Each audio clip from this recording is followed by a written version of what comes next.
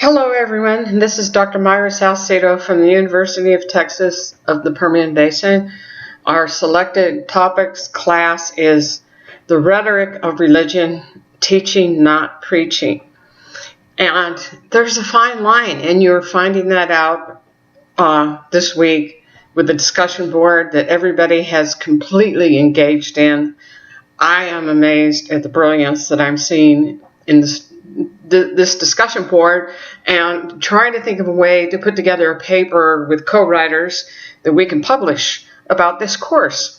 I have been a doctoral student, and I have never seen such an engaging discussion board ever. I have to tell you, this is amazing. And we have an undergraduate student in the course also. So I have left the introductions open so you can go back and see where people come from and get where they're coming from with certain ideas, and realize that in this course, as I put in the instructions, people may change some ideas, they may stick to their ideas, but they will at least consider ideas. And that's all I ask of you, just consider the differences, because in 14 years of teaching, I have had students on all sides of the fence, and they want to tangle up about belief and non-belief. And really, for years, the believers, especially Christians, were marginalized. And that means if you have a paper, you have the 1-inch margins and all, they were pushed outside of the main debate and to the edges of the paper, saying you can't talk about that in this class. We don't discuss religion in school. But I think it's shifted. There's been a paradigm shift, and it's occurred with scholars, especially teachers, who are writing about students' main identity may be their religion. And we have to find a way for them to talk about it. So I understand being marginalized. I have been, but I also examined a 10-year period of textbooks where religion was affirmed by the editors, and anything by a non-believer was taken apart in the footnotes of textbooks. So it went on that if I were a non-believer in class, I would not raise my hand, and I would not try to defend any of my beliefs. So it seems to me that the trend has shifted, and non-believers are pushed to the edges of the conversation in the political arena, economics, everywhere. It's all enmeshed, and religion is in Congress, it's with the president, it's with everybody. It matters. So we have to talk about it and find a way to talk about it. So I introduce Russell T. McCutcheon, and he's very hard to understand. I mean, I've read his book so many times and read the same passages, and I had to look up words. And one of the big words I had to look up was sui generis. And I might even have said that. I think it's sui generis is Latin. So I said it wrong the first time. But, it really broadened my mind. And it's a challenge, because this will be the most challenging pieces in the class, because they are taken from the doctorate level. It's always like, take a graduate student and bump them up. Try to bump them up to look at this stuff and say, wow, this is what's out there. And kudos to Anne for contacting McCutcheon. I did that as a graduate PhD student, rather. And he called me, and I was on the phone with him for 40 minutes. He did not answer a single question that I asked. He just threw them back at me. When I said, well, how do you define religion? He said to me, well, what are you calling religion? What is religion to you? And I asked him, how do you integrate this into the classroom? And he would say, how do you think you could? And I wanted answers. I was on deadline for a paper, and it's like, please help me understand your stuff. And he was more like a psychiatrist, throwing it back at me, trying to make me do the critical thinking.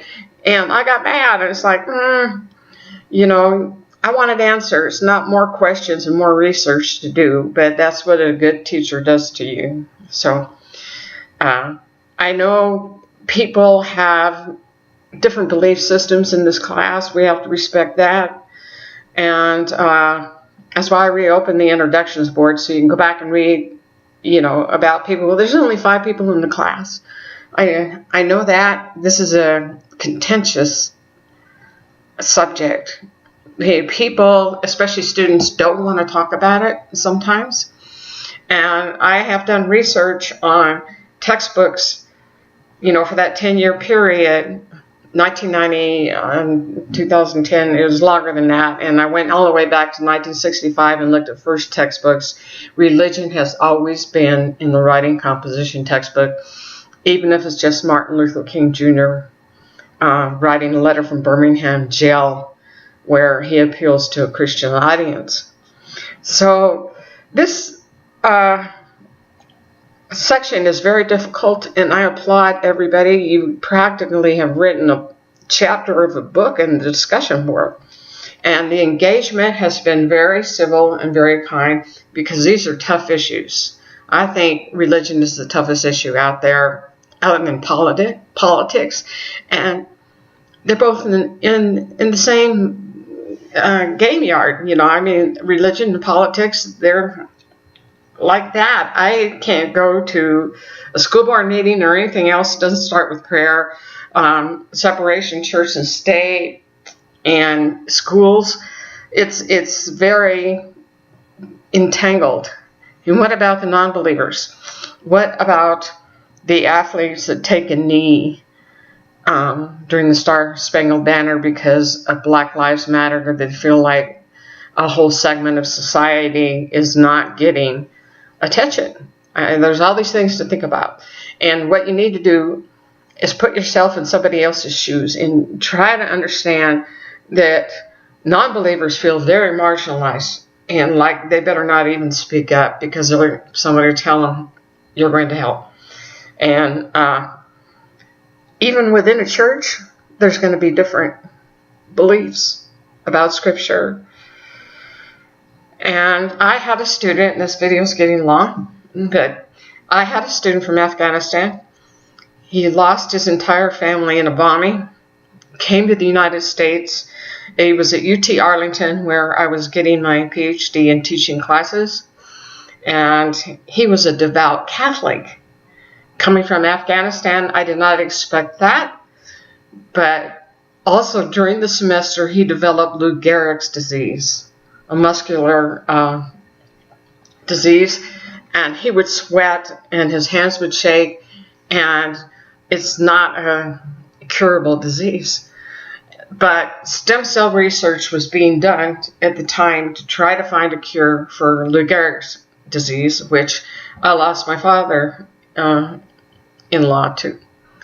And it's parts of the body become paralyzed at different times. And there were times I would write a sticky note and stick it in front of my student because he was shaking so bad, saying, "Go home. I will catch you up on this class." What he wanted to write about was whether or not God believed in stem cell research. And I said, you're not going to find that in the Bible. You're not going to find anything to back that up. It's going to be really rough. You may find something, and I will be amazed, and it will be publishable. So instead, I sent him to look at documents written by the Pope on the Church's stance on stem cell research. He needed it. He wanted to live. He wanted to be the only one of his family. His whole family wanted him to graduate. He wanted to do that in honor of all of their deaths. So he stuck it out, and he looked up documents written by popes and found what their take was. and their biblical views, and he reported on that and wrote an amazing research paper and had evidence. This is what the Pope said, and here's the date it was said and all of that. He did not lose his religion. By the end of the class, he decided to stay a Catholic, be a devout Catholic, and just part ways on stem cell research with the church.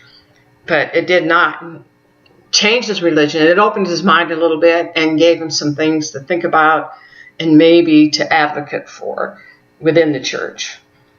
So there are ways, and you will find different stories in here, how teachers help students to write papers on what they believed in, as long as they did not become an altar call at the end of the paper saying everybody has to believe this and I'm trying to save you, and if you don't accept this, I'm sorry.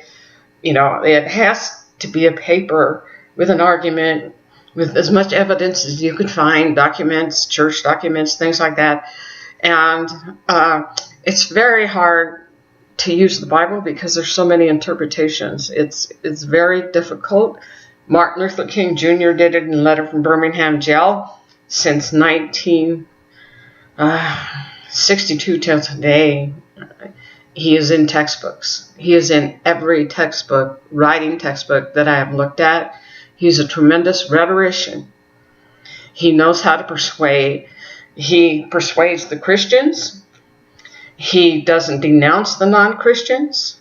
He talks to what he calls the white moderate, people on the fence.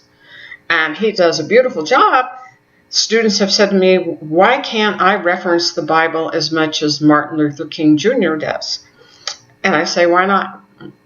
If you read Letter from Birmingham Jail, maybe I should have had this in this course to start with. You can see the audiences that he appeals to, and it's been reprinted for years, even this year.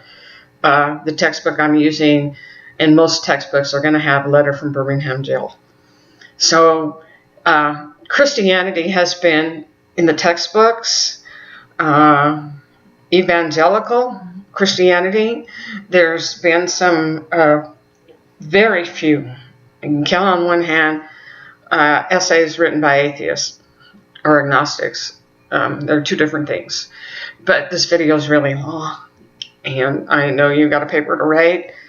Analytical, it's not a big deal after everything you've written in the discussion board.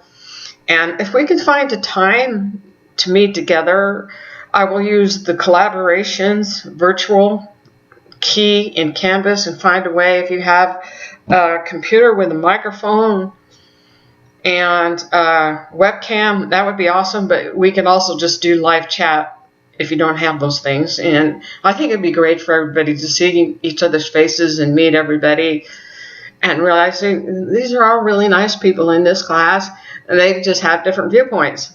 So I'll see you at the next video.